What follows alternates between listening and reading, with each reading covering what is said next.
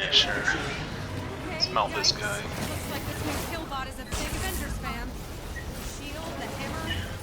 Guess he's got the rocket hiding back there. Yeah, got it. Tough fight, tough fight. Alright, let's talk about the important abilities. For your main attacks, basically the only ability you're going to be using is the micro rockets, or as I call them, the macro rockets, and I'll show you the special technique to shoot much faster. For the specialty abilities, Support Heroic is very useful. It instantly overcharges you, which is super important, and it can shock nearby enemies. It also overcharges teammates. I recommend the Arc Supercharge, which adds duration, and the Arc Jolt, instantly reviving teammates. I'm not a fan of the Arc Field because it could prevent teammates from hitting bosses, and I don't think the EMP is anything special. For the Assault Heroic, it's very useful. You can tap it and run through about a quarter of it, or you can hold it. I highly recommend, or I'd say you need, the Precision Refractor. It will add time to your supercharge when you activate it, which is very useful to keep your overcharge going. And creating unibeams with energy condenser is very, very good. This is a must-take. For your ultimate Hulkbuster, it's very useful. You can pop it to heal yourself, and you can exit it by pressing your Support Heroic ability while you're in Hulkbuster. And you can also hold it to set it down for teammates to take. And I recommend taking the Disruption Pulse, which allows you to do tons of stun damage, very useful against the Claw, or if you need to take guys down. And Energy Star allows you to use your abilities, which is Disruption Pulse more. And then an important ability to use here is the Energy Barrier, which we'll talk about in a second. For Mastery, I recommend Stun Damage. These two are pretty much worthless. The Heroic Orb Takedown is the best for pretty much every character. The ranged attack damage is the best. It's significantly better than crit damage, even if you have 100% crit chance. It's just the way the numbers work. So definitely take range damage. We're running rockets, so you go rocket damage. Lock on is very useful. I would say take this one, although I guess you could use another one if you use other abilities while you're not overcharged. I would say take the arc reactor capacity. You could also take the reactor generator. Both are fine. The overcharge duration boost is very good, 2 extra seconds. These two are pretty worthless. This is very good, 12.5% extra damage while overcharged. You'll be overcharged basically 24/7. This one is also decent. This one's pretty bad. 10%'s a joke. And I would take this one. You could also take either of these two. None of these three really matter. They're not that good. This is very important. It's one of the main reasons you use the energy barrier. 15% crit chance for you, and if teammates are nearby, very good. High DPS. And I recommend taking Afterburner. It's a jetpack you can use in unlimited use while you're overcharged. Air superiority is also really good if you don't really care about the jetpack. This one's cute. I don't use it. Alright, let's talk about the rockets. Basically, the purpose of this build is to shoot as many powerful rockets as fast as possible. Here we go, just shooting the rockets normally. About 1 a second. But if you switch back, you can shoot faster. I'll show you. Ow. You go really crazy, you can make a macro and spam them. That's cool and all, but you run out of intrinsic energy. So, one of the reasons this build runs Overcharge is so I can keep shooting rockets.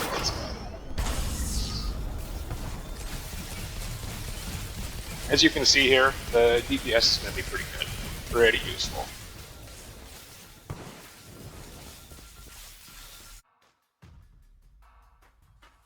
Alright, I'm going to briefly demonstrate different uses of the heroic abilities.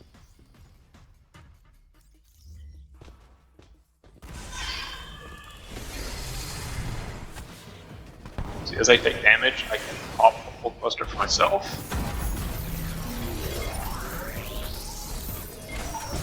It'll instantly heal you. You can do this. Take it down, create orbs. And you can also press your heroic to exit the cluster. Now the supercharge ability, shock nearby enemies, good for battery damage, and also supercharge you. And then let's go over the unit beam. You tap it, it'll add 8 seconds, and then you can also hold it if you want to kill enemies, create orbs. And also, while you're supercharged, if you activate the support heroic again, it'll add 3 seconds.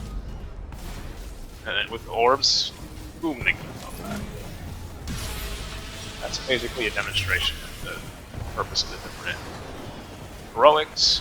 What you really want to do is maintain your supercharge 24/7. So that you can just go crazy and spam those rockets.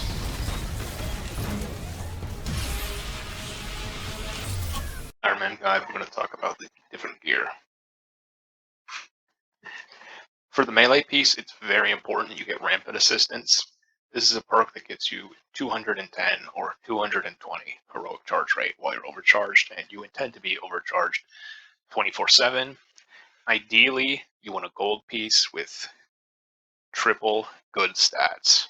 And where do you get it? You can get it from chests. Definitely check the vendors. I've seen multiple good ones from vendors. The top 2 perks don't matter that much. You can also get a rampant assistance perk from the elite villain sector. The only problem with that piece is the stat pool is might, proficiency, resilience. Not great stats. For a ranged piece, what you really want is ranged attacks or ranged rockets deal vibranium damage. And why do we want vibranium? The reason is for the elite raid, the hardest content in the game, some enemies take about 4 times damage when they have vibranium on them, and some have resistance to non-vibranium attacks, so it's super important. Also, vibranium is the best warm status in the game. I don't know if you know this, but enemies who have vibranium on them take 25% more damage and have a 25% crit chance increase, which is really good for the team. This type of piece you can get from the raid. It has, as you can see, a Rampant Breaker, Precision, Valor, Resilience. This is about as good as it gets from a raid or elite raid. You can also get it from the Corrupted Vibranium event. And here's the stat pool: Precision, Might, Valor, Resilience. Another potential piece you could get is from the vaults. I don't recommend getting it from the vaults. The odds are really, really small. If you actually want to realistically get this piece, you'd have to save scum the Red Room event. The cool thing about this piece is it has precision, proficiency, intensity, so it's a slightly better stat pool than the raid piece. No resilience. Also, you could get a precision, intensity, proficiency piece just from Wakanda. Do Here Comes the Pain. It's even faster if it's the Vibranium Corrupted event mission. And all you need is a triple stack gold with Vibranium rockets. Very easy to get. It'll upgrade to high 70, like 78, 78, 78. And I'm pretty sure you can get a top perk as targeted defense would be the best in slot one you could get from the event. This piece is more than good enough for the elite raid. Easy to get to. For the chest, you have a few options, but I personally recommend a reactive damage buff chest piece with triple gold good stats. There's some good bottom perks, such as aerial safeguard, and there's an aim safeguard. Second perk is usually worthless, and you can just get it from chests, vendors, RNG. There is no stat pools for RNG gear, so you can get perfect triple stats. And also you can cheese this perk onto it, which is every time you dodge, you get a 5-second supercharge, which is cute. And here's the piece you need to cheese the 5-second supercharge. You'll get it from flashback missions if you farm those. You also get it from party threat sectors or the Root to Protocol bi-weekly event, but I wouldn't bother. I would just naturally get it from flashback missions. And it has to be the exotic version. And only the perfect evade triggers the defeating enemies with light attacks does not print. The heroic 4-piece, this is the piece that's going to be hard to get. You want the Centurion's Mark 8 Arc Accelerator with Berserker buff. The stat pool is Precision, Valor, Might, Resolve, so ideally you want Precision, Valor, and Resolve with a 150 and a Berserker buff.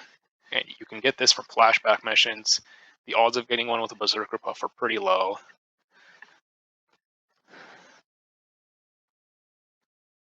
The top perk is almost worthless, and you really want a Berserker buff, so this Spark is also useful. And you can cheese an extra Arc Overlord charge onto it, which is very good. And how do we get the extra Arc Overlord cheese? You need this piece, which you'll get from the flashback missions you do farming for the previous piece, so don't worry about it. And you could also get it from Priority Threat Sector or the Rushka Protocol bi-weekly event. Stat Relic, you want a triple precision relic. This specific piece, the vendor sells it, and it has this Assault Assistance perk, which is cute. Very easy to get, just buy it from the vendor. Check the relic vendors each week. And the stats go up to 64, 64, 64, which this one upgrades perfectly. And for a perk relic, you want an ISO 8 of Cosmic Affinity, ideally with good stats. And where do you get it? The easiest way is DNA keys, which you get from villain sectors on vault missions. And you could also get it from OLT and the Tachyon Anomaly bi-weekly event. You could have saved Scum for a perfect stat one. And they can go up to 64. You can get a 64, 64, 64. It's just super unlikely.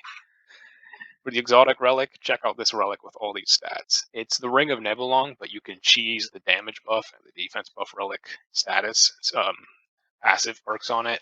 And despite what it says, it's only a 10% crit chance while damage boost is active, but it makes damage boost last 16 seconds instead of 12 seconds, which is insanely good.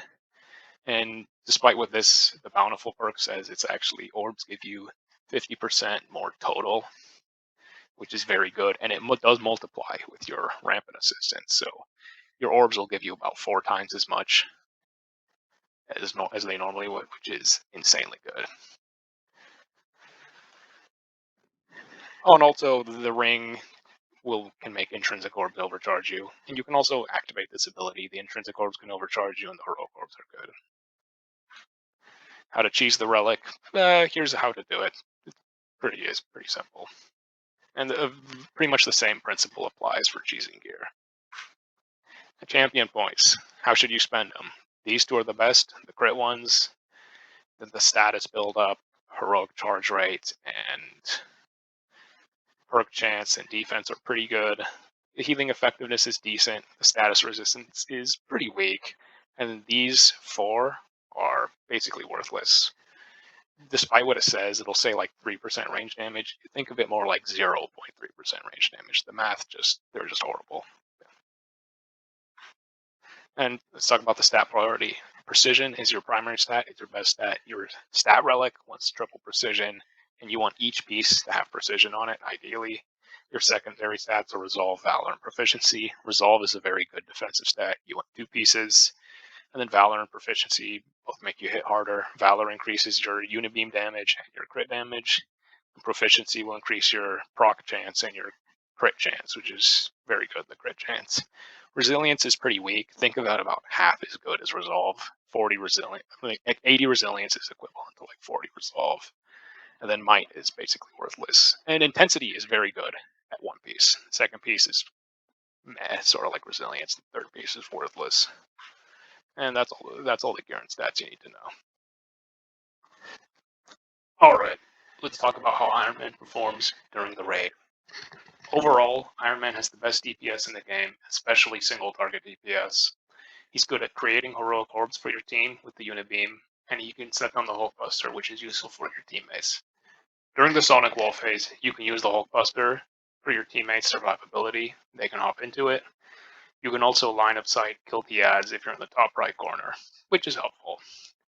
During the Forge phase, you just stay back, laser the symbols through the wall, it pierces through the wall, and then as the vibranium pillars come out, the sides, use your lasers and your rockets to kill them. He's the most effective character during this phase. Thor would probably be second.